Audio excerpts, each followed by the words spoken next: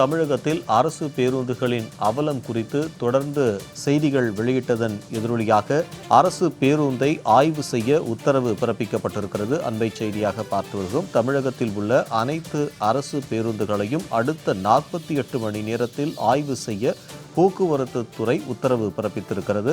இது குறித்தான கூடுதல் விவரங்களுடன் செய்தியாளர் நித்யானந்தன் நம்மோடு இணைகிறார். நித்யானந்தன், இது குறித்தான விவரங்களை சொல்லுங்கள். தமிழகத்தில் உள்ள அனைத்து பேருந்துகளையும் அடுத்த 48 மணி நேரத்திற்குள்ளாக ஆய்வு செய்ய போக்குவரத்து துறைக்கு உத்தரவு பிறப்பிக்கப்பட்டிருக்கிறது.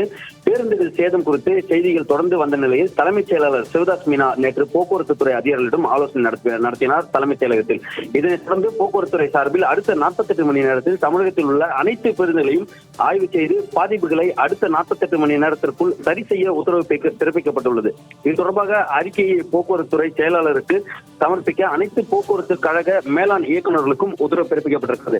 குறிப்பாக கூற வேண்டும் என்றால் விழுப்புரம், கும்பகோணம், சேலம் உள்ளிட்ட போக்குவரத்து கழகங்களுடைய பேருந்துகளை சரிபார்க்க வேண்டும். அடுத்த 48 மணி நேரத்திற்குள்ளாக அனைத்து பேருந்துகளும் தமிழ்நாட்டில் ஓடக்கூடிய அனைத்து பேருந்துகளும் சரியாக இருக்கிறதா, இருக்கையில் சரியாக இருக்கிறதா என்பது குறித்து முறையாக ஆய்வு செய்ய வேண்டும் என்று போக்குவரத்து துறை தற்பொழுது உத்தரவு பிறப்பித்திருக்கிறார்கள். இதற்கான காரணம் என்பது திருச்சியில் ஓடும் பேருந்திலிருந்து இருக்கை கழன்று அதனுடன் சேர்ந்து நடத்துனரும் சாலையில் விழுந்து காயமடைந்தார். இது தொடர்பாக அரசு போக்குவரத்து கழக பணிமனை மேலாளர் உள்ளிட்ட 3 பேர் பணியிடம் நீக்கம் செய்யப்பட்டிருக்கிறார்கள். ஆகவே ஓடும் பேருந்திலிருந்து நடத்துனரே இருக்கையுடன் சாலையில் வந்து விழுந்தது பெரும் பரபரப்பை ஏற்படுத்தியது. தமிழ்நாட்டில் இருக்கக்கூடிய பேருந்துகள் சரியாக இயங்குகிறதா, பொதுமக்கள் நம்பிக்கையுடன் பேருந்தில் செல்லலாமா என்ற பல்வேறு கேள்விகள் இருந்தது.